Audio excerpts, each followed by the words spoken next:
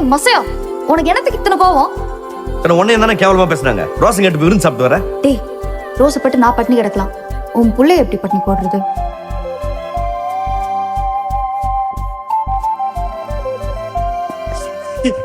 Hi comma வெங்காயம்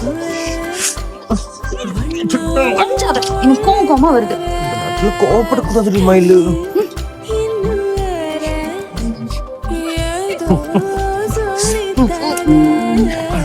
நான் நினைச்சது நீ நினைச்சது நூலிழையில தான் வழிக்கிட பேசி பேசி இன்னும் பேசி பேசா நிலை வருமோ?